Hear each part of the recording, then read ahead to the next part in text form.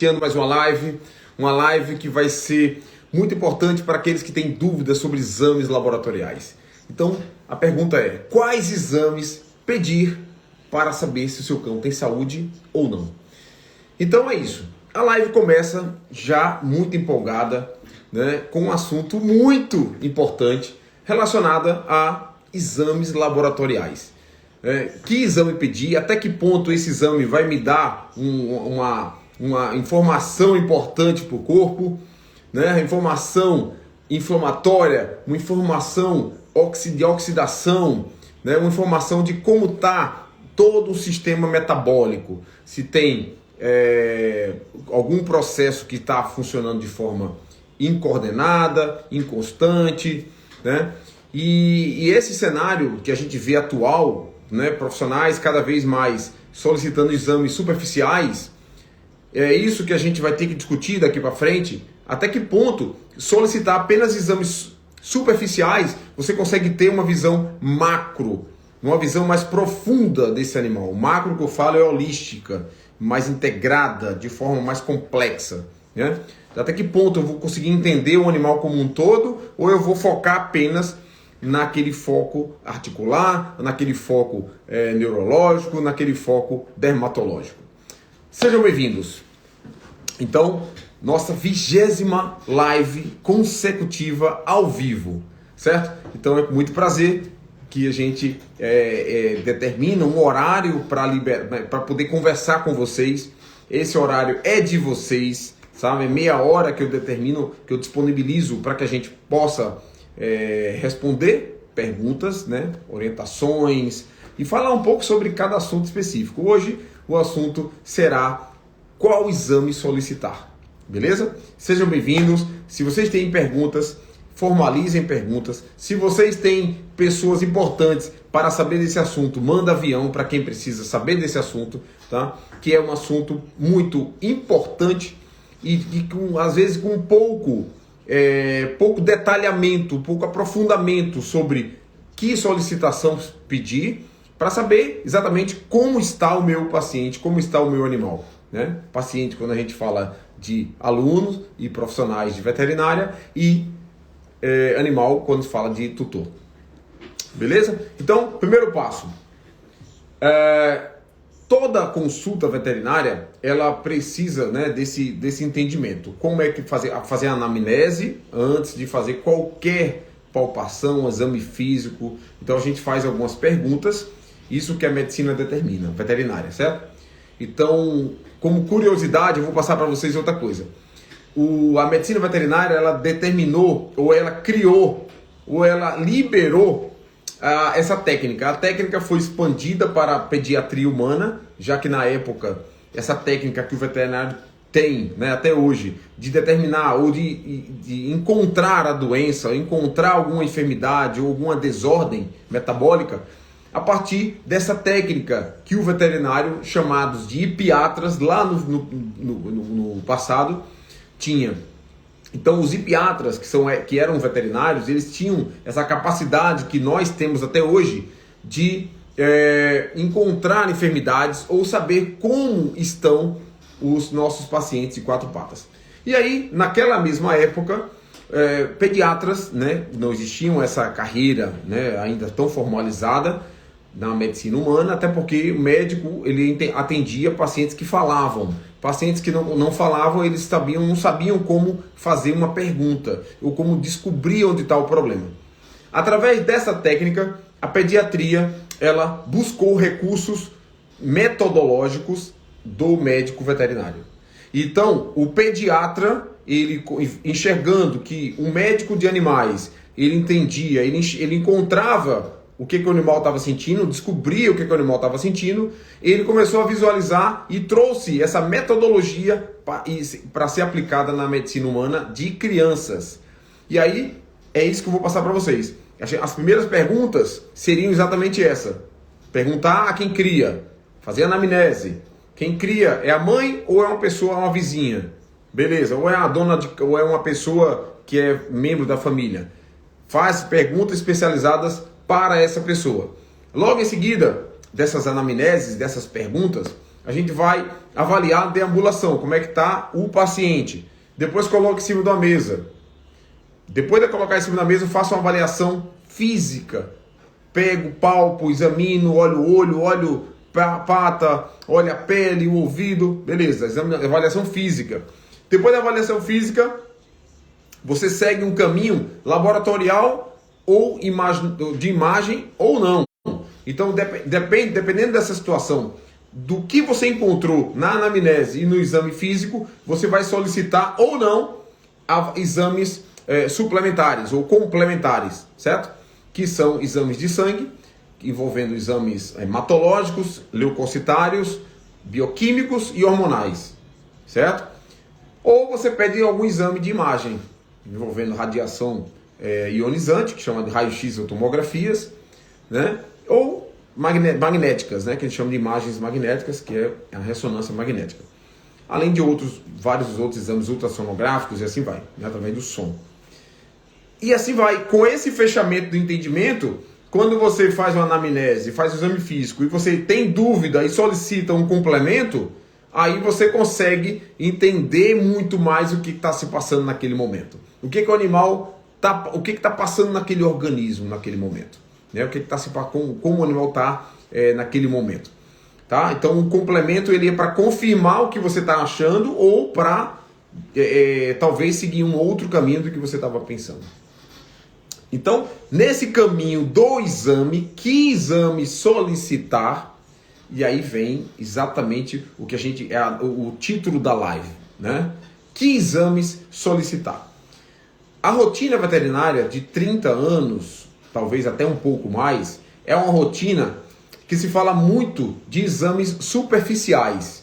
Hemograma, bioquímico renal e bioquímico hepático, né? Envolvendo FA, fosfatase alcalina, TGP e TGO. E a parte bioquímica renal, ureia e creatinina. Beleza. Isso aqui é um panorama clínico que 90% dos colegas fazem.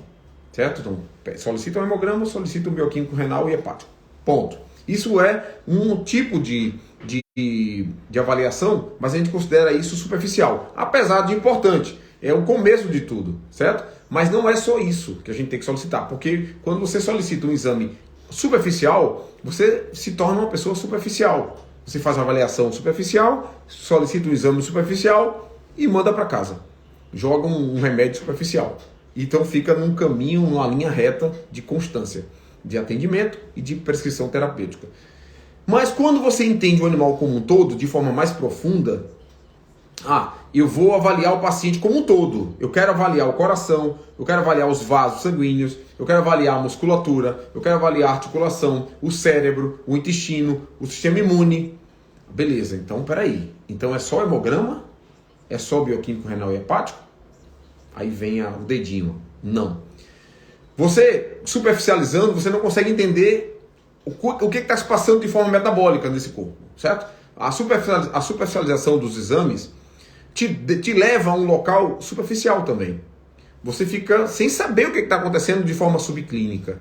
Você fica sem saber o que está acontecendo de forma mais profunda, metabolicamente. Como é que está o pH do sangue? O pH do sangue, alguém tem noção? Eu não pedi. Alguém tem noção de como é que está o ácido lático? O lactato? Não. Não foi solicitado. Alguém tem noção de como está o hemogaso, a hemogasometria desse animal? Não, é só pedir hemogasometria quando o animal está internado. Muito ruim. Não. Hoje, o cenário mudou. Animais que chegam com muitos processos metabólicos, é a primeira coisa que precisa ser solicitada. Hemogasometria, mais lactato.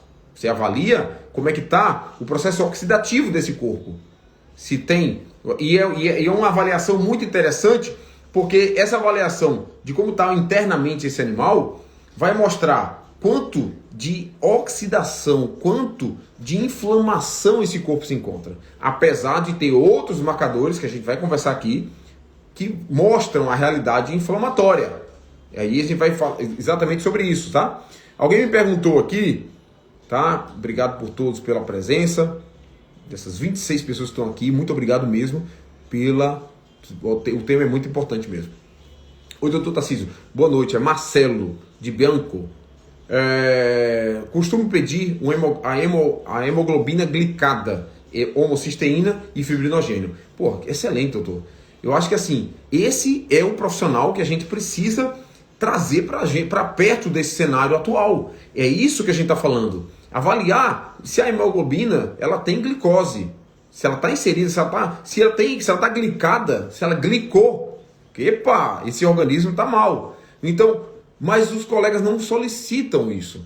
Solicitam hemoglobina, solicitam apenas hemácias, solicitam apenas toda a parte percentual, né, hematócrito, na parte hematocitária, né? Hematócrito. Poxa, isso é superficial, mas é base, é o início, Tem que avaliar a homocisteína? Tem. A homocisteína ela dá uma resposta vascular importante. Poxa, como é que está o sistema vascular desse animal? A homocisteína, ela diz isso. E o fibrinogênio, mesma coisa. O fibrinogênio, ele mostra um processo muito mais profundo de inflamação. Então, se você tem fibrinogênio, que é um processo crônico, se tem liberação de fibrinogênio de forma exacerbada, você vai mostrar um cenário completamente desfavorável para a saúde. Entendeu? Muito obrigado, Marcelo, pela sua participação aqui. E é isso aí. É isso que a gente tem que solicitar. Tá certo? Quem quiser fazer pergunta, fique à vontade, tá? E mande aviãozinho para quem precisa, para a gente ampliar o número de pessoas para conhecer esse assunto. Então é isso. Solicitar exames como insulina na rotina veterinária seria um outro cenário importante. A insulina não é só para quem é diabético não, pessoal. A insulina, ela mostra um cenário onde o pâncreas está trabalhando muito. Quem já teve um cão com pancreatite? Quem é que já teve um cão com pancreatite? Muitos animais têm pancreatite. Por quê? Porque o pâncreas está trabalhando muito. Porque ele é um órgão que libera alguns hormônios. Ele libera algumas enzimas, como lipase e amilase. Certo?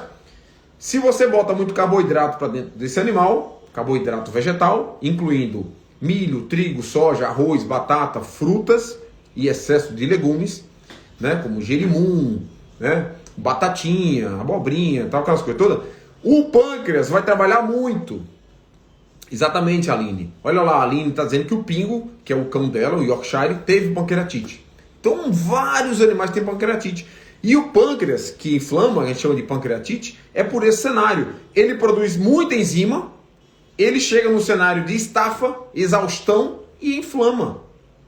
Produzir muita lipase é para quem come muita gordura. Produzir muita amilase pancreática é para quem come muito açúcar, muito carboidrato. Aí ele inflama. Mas Tarcísio, beleza, ele comeu batata, meu cachorro come arroz, batata e tal. E aí a insulina está lá em cima. O que tem a ver a insulina com a batata? Tudo, açúcares. Entendeu? Açúcares, que na dieta é isso, faz com que o órgão produza muita insulina. Insulina em excesso não quer dizer só carboidrato, tá? Se o animal come em excesso, volume em excesso, sem necessidade, ele também vai ter uma insulina alta, tá? Mesmo comendo correto, mesmo comendo dietas ancestrais, dietas hipercalóricas, caça. Se ele comer muita caça todo dia, ele tem insulina alta também. Tá errado, tá, pessoal? Comer muito também é errado. Não adianta comer correto. Então o ideal é comer correto e comer pouco. Qualidade está em cima da quantidade, sempre. Então eu tenho outra pergunta. Cláudio Medeiros, as fezes ficam amareladas na pancreatite? Ficam. Ficam amareladas, ficam oleosas, elas ficam moles, pode provocar vômitos e muitas cólicas. É isso que acontece. Olha, Nino, minha primeira cadela teve pancreatite, comia ração e bagana humana. Criei de forma totalmente errada. É isso mesmo, minha Nina. Obrigado pela sua participação também. O processo que a Luciana está falando é exatamente semelhante aos humanos. É exatamente igual aos seres humanos. Doutor Tarcísio, você é a favor de tirar a ração e introduzir a carne? Sim, eu sou a favor. Se você conhece meu canal, conhece o canal do YouTube, se você conhece meu canal desde 2019 do Instagram, você vai entender o que eu defendo. Porque é esse cenário, carne é um cenário favorável, mas não é só carne, certo? Tem que entender que carne inflama também, certo? Carnívoro não só come carne, ele come vísceras, carcaças e gorduras. Cristiane, Cris Barbosa, né? E o cão que come só ração hipoalérgica, qual a sua sugestão? Péssima. A sugestão é que mude. Vá para um cenário completamente mais natural, fisiológico para o carnívoro. Tá? Ração não foi feita para cachorro, e sim para a indústria. Esse é um cenário que a gente tem que entender. Então, hipoalérgica, qual é a diferença da ração normal para a hipoalérgica? É porque a ração normal tem grãos, a hipoalérgica tem tubérculos, batata. Aí ela é menos inflamatória? É, mas ela é inflamatória ainda. A carga glicêmica é alta, o índice glicêmico é que cai. Entendeu? Então, no grão, o índice e carga glicêmica são altas. No tubérculo, o índice é baixo e a carga é alta. Bom senso em tudo, é isso mesmo. É bom senso em tudo, tá, pessoal? Marcelo, é isso mesmo, Marcelo. Obrigado também pela sua participação. Então, esse cenário de solicitar a insulina é muito importante porque ele mostra um cenário inflamatório. Ela é um marcador inflamatório. A insulina é um grande marcador inflamatório para os nossos casos de cães e gatos atendidos nos consultórios. Tá, assim, um outro marcador importante que você solicita, que você pede bastante. Fora a insulina, fora hemogasometria, fora fibrinogênio, homocisteína. O que é um exame importante, assim, primário, né, que você solicita? Vitamina D3. A vitamina D3, ela tem um poder muito importante. Ela tem mais de 80 funções no corpo. Então, solicitar a vitamina D3, ela é um pressuposto muito importante para o organismo. Se está muito baixo, a vitamina D3, você vai entender que o cenário ele pode ser desfavorável.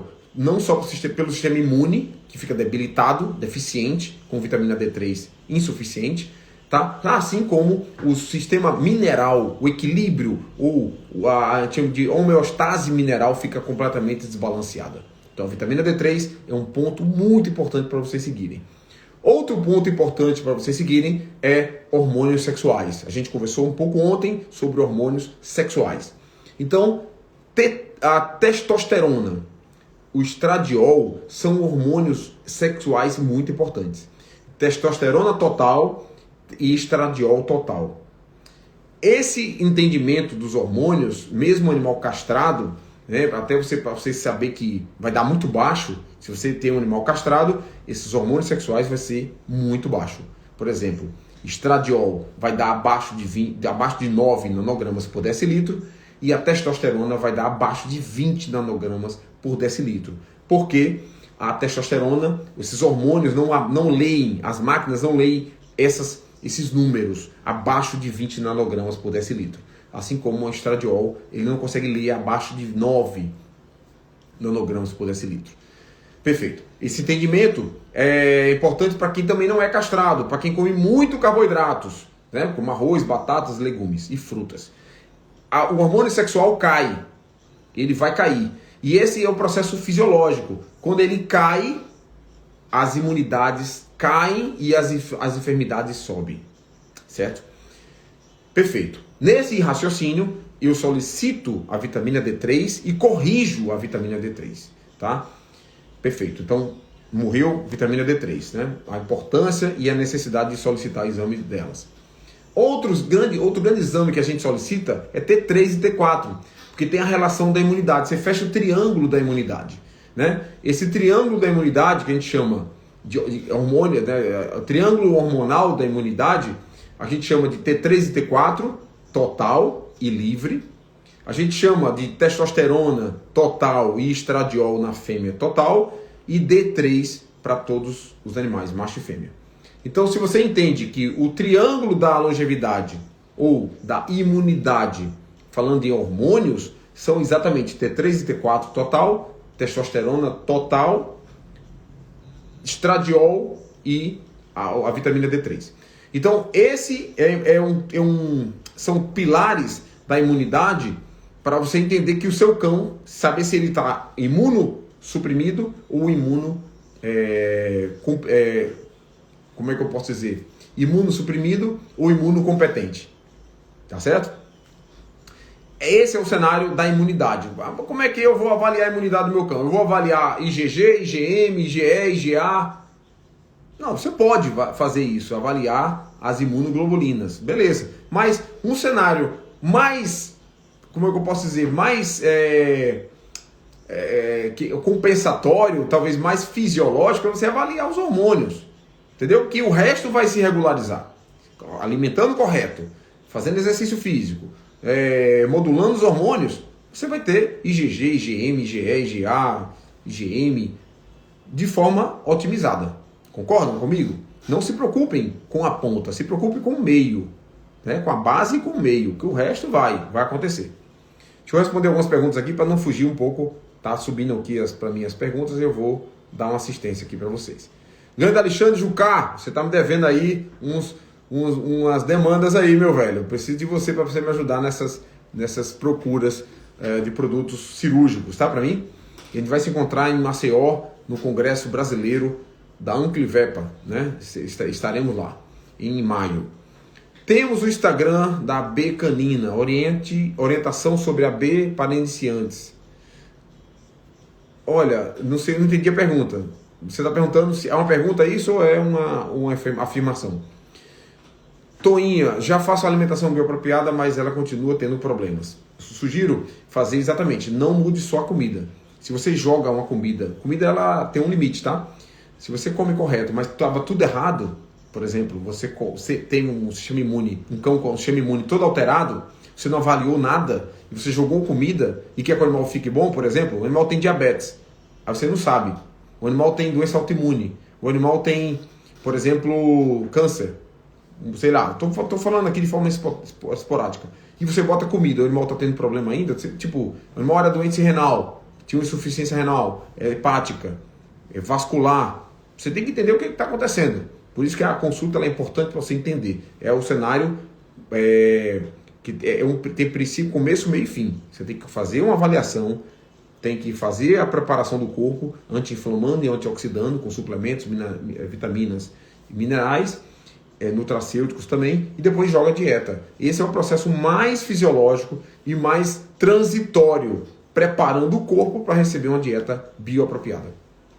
A Yanina está falando aqui, a vitamina D é um dos mais importantes para regular a imunidade do animal. Isso mesmo, é um dos mais importantes, porque ele está lá em cima na escala, a gente chama de hierarquia hormonal. Ele está lá em cima, ele só está abaixo de um hormônio chamado melatonina, que é um hormônio muito importante do sono. A melatonina é um maestro de todos os outros hormônios. É da melatonina, daquele ciclo de sono e vigília, que controla tudo para baixo. Então, depois da melatonina, como importância hierárquica, temos a vitamina D3, certo? O hormônio D. Hormônios são vida, isso mesmo, Marcelo. Toninha, no início melhorou, mas agora voltou novamente. Exatamente. Você acabou de responder minha pergunta. Beleza. Tenho tentado aumentar o colesterol dos animais para produzir mais hormônios. Olha, não tente só aumentar o colesterol. Melhore o movimento. O movimento é muito importante, atividade física, alimentação correta e pouca. E aí você vai regular esses hormônios naturalmente. Muito bom. Nelson Vieira, estou com um paciente não castrada, com estradiol abaixo de 9 e testosterona acima de 20. Provavelmente a alimentação... Não, a alimentação ela não melhora isso aí assim à toa não. Você tem que melhorar todo o circuito, vitamina D como é que tá, você tem que ver insulina, cortisol, basal, você tem que avaliar a glicose, é diabético ou não, como é que tá a função renal, tá legal. Então você tem que avaliar um todo, é obeso, como é que tá o paciente, o percentual de gordura tá acima de 40%, tem que estar ali na linha de 17% de gordura, 20%, 24% no máximo. 40%, 60% de gordura, a testosterona nunca vai subir, o estradiol nunca vai subir. Certo? É muita informação, pessoal, eu sei disso. Minha internet caiu e não vi sua resposta. Mas aí fica salvo aqui, você fica, depois dá uma olhada lá. Beleza? Então é isso. Hoje o cenário é esse, então avalie também um outro hormônio importante, é o cortisol basal. O cortisol basal é uma avaliação muito importante para saber o quanto de inflamação o corpo do animal está. O quanto ele está se defendendo, o quanto ele está anti-inflamando aquele corpo.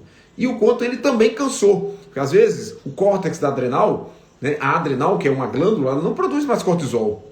Porque o cão tomou muito corticoide, aí a adrenal não funciona mais, foi suprimida. Entendeu?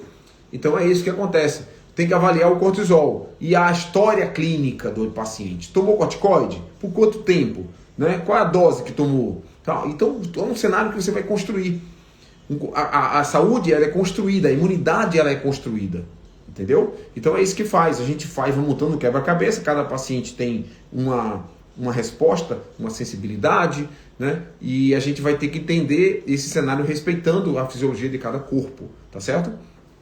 Então, o cortisol basal, ele vai me informar se aquele animal tem imunossupressão, né, do cortisol, da adrenal, vai me afirmar se tem, dependendo se está muito alto, se tem alguma inflamação no corpo, se o animal come muito açúcar, se o animal está estressado, porque o cortisol é o hormônio do estresse, mas não é só do estresse. O cortisol é um hormônio da inflamação, é um hormônio que ele tem uma função anti-inflamatória e antioxidante. Se o corpo está pegando fogo, se ele está em combustão, aí o cortisol ele chega para apagar o fogo. É assim que acontece. É assim que a gente olha para o cortisol. E ele é uma peça fundamental na longevidade. O cortisol ele tem que estar sempre constante. Nunca ir muito baixo e nem muito alto. Ele sempre tem que estar constante. A avaliação do cortisol ela tem que ser constante. Cortisol basal. Beleza? Vou responder mais algum aqui para dar continuidade. Animais idosos com disfunções cognitivas. Deixa eu falar mais devagar porque eu falo muito rápido.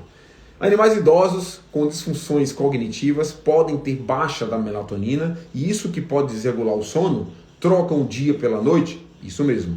Na verdade, a disfunção cognitiva, dependendo da causa, independente se ela é secundária ou ela é primária, você tem disfunção na melatonina. Você pode ter disfunção na melatonina, tá bom? Então essa glândula pineal que produz esse hormônio realmente fica com essa disfunção no sono e vigília, certo? Trocando dia pela noite, certo? Então disfunções cognitivas tem várias causas e muitas das causas são secundárias. Continuando aqui, Ana Serigato, boa noite para você. Doutor, quando o senhor fala que devemos alimentar pouco o animal, ele não vai ficar perdendo peso constantemente? Não. Até porque, quando a gente fala em alimentar pouco, significa 2% de peso vivo, se for, por exemplo, no seu caso, né? O seu cão tem 6, 7 anos, né? A Chante tem 7 anos. Então, esse paciente, ele está em manutenção. Cão em manutenção, ele tem, como o nome diz, manutenção. Não está em crescimento. Então, não precisa comer muito. Se eu como mais do que eu preciso em quilocalorias dia, de forma energética, eu vou acumular energia, vou acumular em forma de gordura. Isso é uma maneira que o corpo entende para não jogar fora. Eles não acham que amanhã vai ter comida, eles não entendem que amanhã vai ter comida. Eles terminam armazenando essas fontes energéticas em forma de quilocaloria lá no tecido adiposo. Então, comer pouco significa o animal comer, vamos imaginar no seu caso, o seu cão tem 12 quilos, 8 quilos, né? O Chante tem 8 quilos aproximadamente, 7, 8 quilos. 7, 8 quilos, fazendo uma analogia, 150 gramas, aí você bota lá 180 num dia, no outro não come. Olha que legal, comeu bem, no outro passa um dia inteiro, 40 horas sem comer. Aí no outro você dá mais uma pancada boa de comida, come bem, depois passa um dia e meio sem comer. Isso é o que a gente chama de comer pouco. Come correto esse cão, tá? Então o comer pouco diário pode até ser, mas você não respeita o corpo. O corpo tem que parar, o intestino tem que parar. Tem que parar para fazer a limpeza, a autofagia. Vocês vão ter que ler sobre autofagia, porque ajuda demais o organismo a aumentar a imunidade deles. Tá? O jejum também trabalha a imunidade, ele é terapêutico, além de ser detox. Ele limpa o corpo, certo? Então precisa de jejum. Um dia tem que parar. O telefone tem que desligar, o computador tem que desligar e o corpo tem que desligar. Tem que fazer isso. Senão, se você botar comida toda hora, todo dia, você não desliga. Você não dá chance para o corpo se restabelecer, renovar, limpar a casa para trabalhar de novo. O meu tomou Gardenal durante um período de 2 anos, faz um pouco que ele parou. E aí, doutor? Aí eu sugiro realmente uma orientação mais especializada. Porque Gardenal é uma droga que machuca. Você tem que fazer um detox nesse corpo, tem que colocar num protocolo de longevidade, tem que avaliar hormônios, tem que mudar a dieta, tem que entender qual é a causa da convulsão, que ninguém com certeza não procurou a causa, por que convulsionava, a convulsão era focal ou era completa, ou era uma epilepsia completa, né? Então era uma descarga elétrica em todo o cérebro, ou era só num foco, só num lobo, no núcleo. Tem que entender muita coisa. Ele está muito inflamado e o que eu preciso fazer? Exatamente isso. O cão inflamado, ele tem que passar por um protocolo que antioxide e anti-inflame, tá? Tem que passar, tem que receber suplementos, tem que receber alimentos que menos inflamam, tem que ter o jejum na dieta, né? No protocolo, no processo todo, né? Alimentar. E assim vai, modula hormônio, movimento, tem que ter atividade física. Eu também dou curso, tá? De RIC, né? Dou curso sim. A gente está planejando alguns cursos esse ano aí. Vai ser bastante curso para a gente fazer.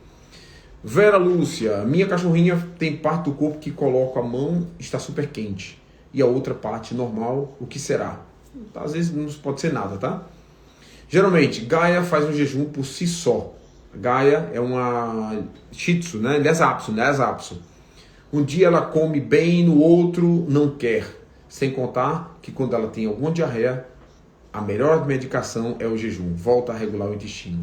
A Gaia é um exemplo que a cadela de Anina, ela já passou por vários processos, vários problemas, e a gente, todo dia, passando conteúdo, ela está todo dia com a gente aqui, pegando, encontrando, porque é um cenário muito interessante para a gente bater papo e seguir em frente nesse cenário novo de medicina da longevidade, focando a saúde e não a doença. Beleza? Vou ficar por aqui, vou me despedir, o papo já tem meia hora de conversa aqui. Estou muito feliz, mais uma vez, em poder contribuir, em poder trazer um pouco mais de conteúdo médico atualizado do século XXI, certo? Médico veterinário. Então é isso, eu queria poder agradecer a todos a participação, as palmas, os aviões que vocês mandaram, as perguntas que vocês me enviaram, tá? E o carinho que eu sempre venho recebendo de todos vocês. Muito obrigado por tudo. E é isso aí. Cada dia a gente cresce, cada dia eu aprendo. E eu acho que cada dia a gente vai aperfeiçoar essa medicina que não existe e a gente vai deixar ela bem redonda para que todos se beneficiem, principalmente nossos animais. Muito obrigado. Até segunda-feira. Segunda-feira estarei aqui de novo às 6:30 da noite. Espero todos vocês. Até lá, um abraço.